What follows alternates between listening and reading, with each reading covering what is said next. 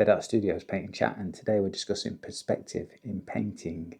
And I'm going to do a perspective painting here while we discuss it. And I've just got this piece of paper here with yellow acrylic paint on it, and I've taped it at the sides just to hold it down nice and still to make a little border on it at the end when we've finished. Now, most paintings do have perspective in them of some kind, but for me, I normally think of architectural drawings and things like that when I think of perspective. But let's have a little discussion about perspective in painting and why we might want to use it and why we might not. All right, let's start by discussing what I'm going to do today. I'm going to do 2-point perspective. Now, there's 1-point perspective, 2-point perspective, and there's even 3-point perspective. Now, there may be other kinds. I'm still a novice.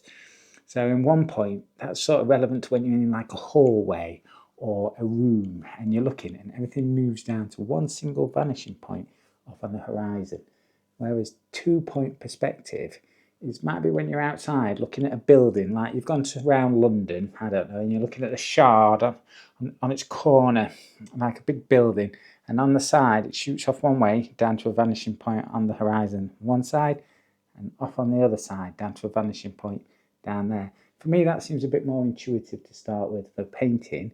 So that's what I'm going to do today. So I'm going to do a 2-point perspective drawing. I'm going to channel what we've been talking about with Barbara Hepworth and such in earlier videos and do a sort of standing form like a monolith in some sort of landscape. And I painted the paper yellow, and then I got a bit of tissue paper and screwed it up and sort of gone over it just to make a little bit of rough texture to it, so it's not so sort of like, you know, homogeneous and samey, just a little bit of interest in there.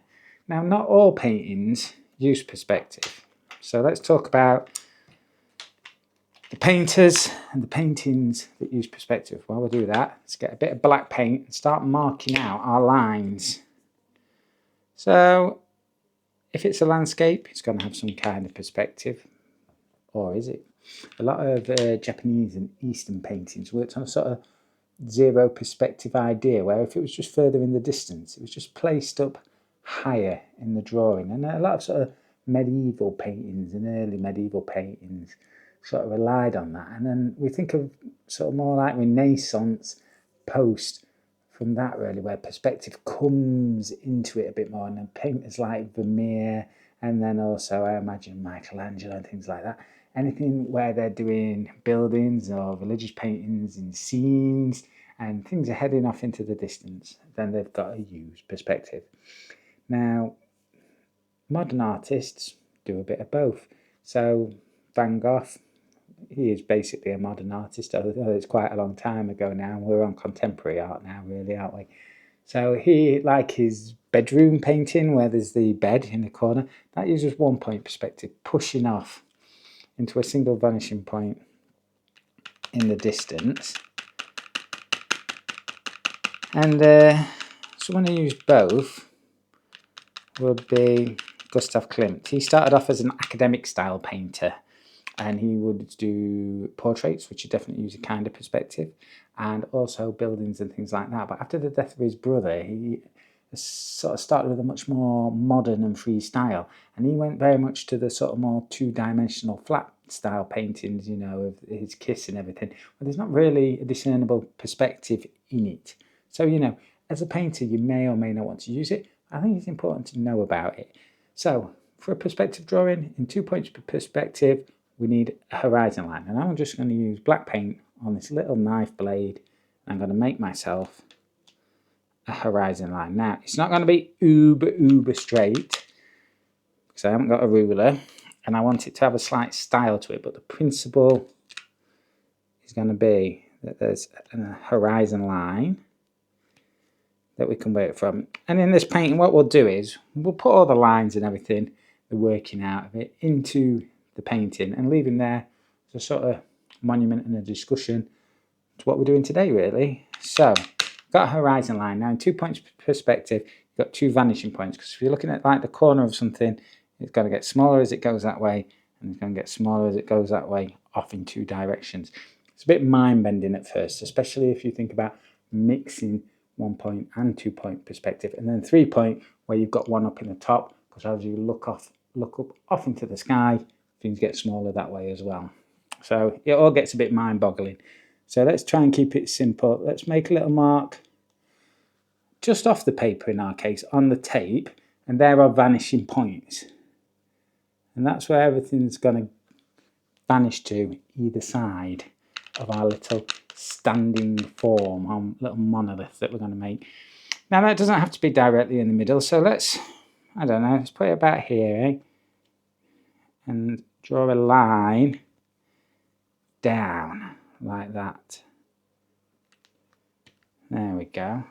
So that's kind of there. Let's thicken it up a bit. So we've got this kind of hard edge. There we go. We want it rough. We want it painterly. I don't want it to be too much of an architectural drawing, but I do want it to use those ideas. Now, so the top of this, let's make that a bit higher, because otherwise I think we're going to have a bit of a mad piece of art. Right. So you need to go off to each vanishing point in the distance. Now I'm not going to use a ruler, so I'm going to eyeball it, and let's hope that my eyeballs are doing the job. Bit off. Let's remark our vanishing point. I think we can get away with it on the first one of determining it by where the line goes. Let's start on the line there and go up to there. There we go. So that's our top one. Now we need to do it on the bottom. A bit more paint.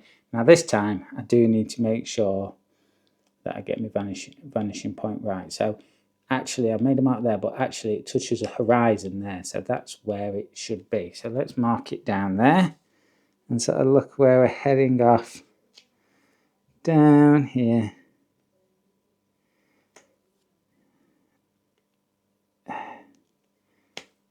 Off to our bottom point there. And the reason I'm not using a ruler or anything like that is I want to kind of show you that we can use these principles, but we can use them with freedom as well.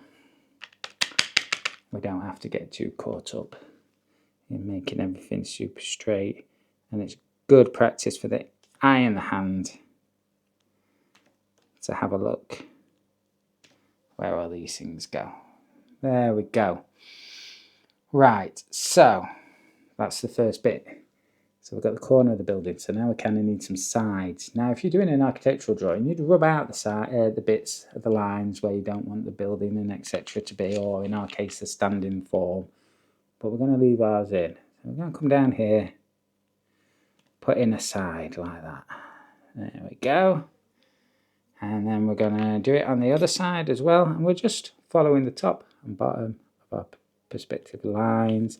And we're trying obviously to stay parallel to that line there. Looking good. Now, we might have a line here coming off that way back to that perspective line there. Let's try and see if we've made it. There or thereabouts, eh?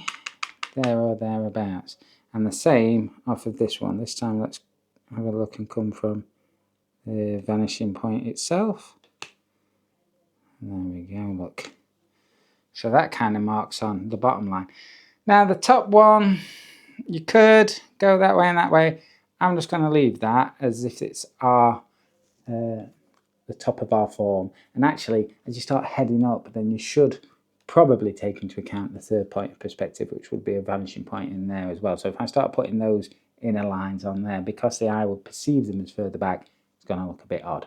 Let's draw some little side sort of lines that you can imagine like windows or something like that onto the side of the thing. So we need to come from the vanishing point.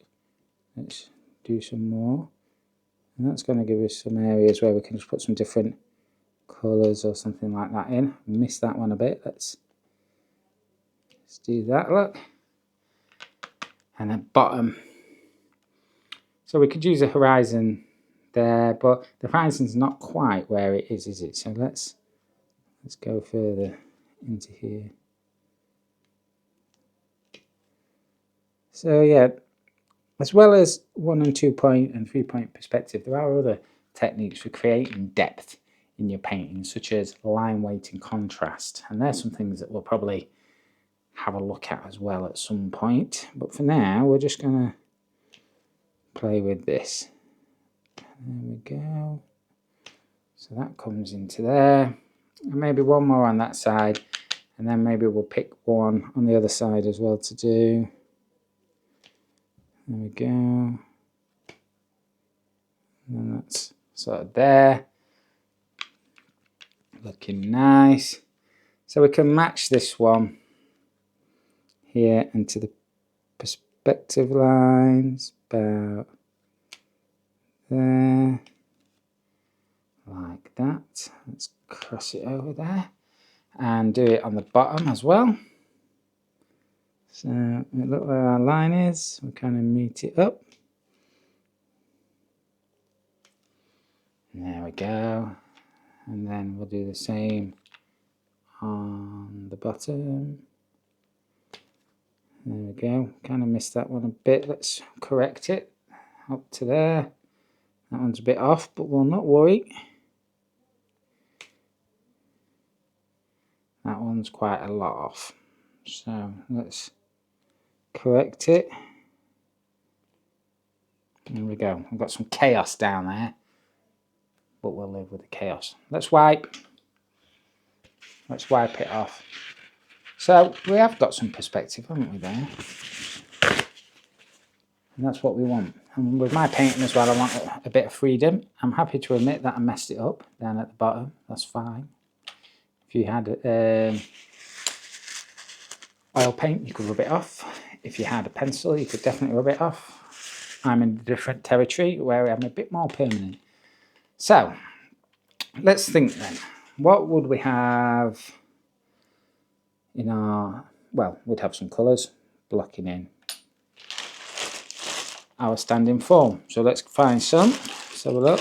Not really burnt umber. Let's try a bit of quinacridone magenta. Right. So, this will be a challenge. But I think what we'll do is we'll do a scrape technique with one of my slightly smaller blades. This one's a scraping blade. And we'll scrape it in. A bit of colour onto another yogurt pot lid. Away we go.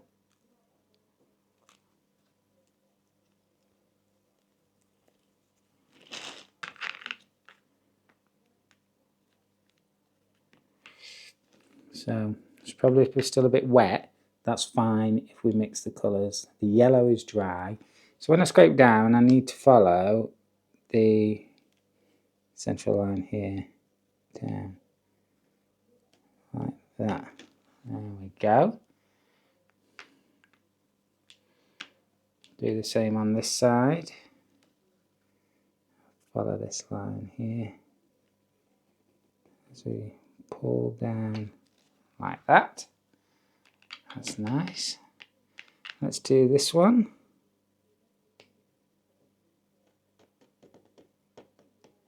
Nice bit of colour there.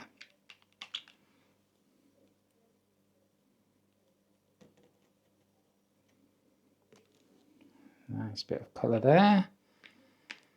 Now, what shall we do at the bottom here? I think we might leave that. Let's put a bit of a moody foreground with this colour. I don't want to mix it too much in with this. Let's take this edge here and leave that, and then just smear in. And follow that line as much as possible. Like that.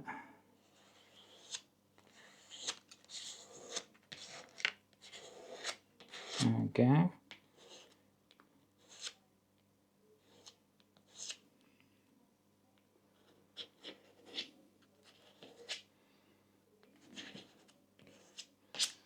There we go.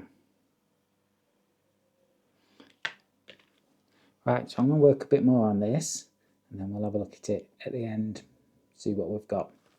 Okay, so I've been painting for about half an hour. It was chaotic. I don't know what I think about it. It's all a bit brown and orange. The only way to find out if I like it is to peel off the tape. There we go. So the colours kind of remind me of Francis Bacon, actually.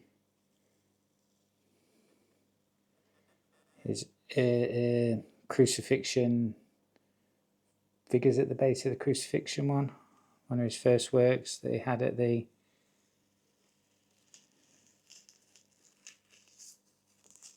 some kind of exhibition where he made it early on in his career. Was it 3 figures at the base of a crucifixion along those lines? These snarling orange and black scratchy lined figures. Let's do this bit, because that's on top of that. Okay, so when I take the tape off, I don't dislike it quite as much when it mixes in with the chaos of the background of the painting board.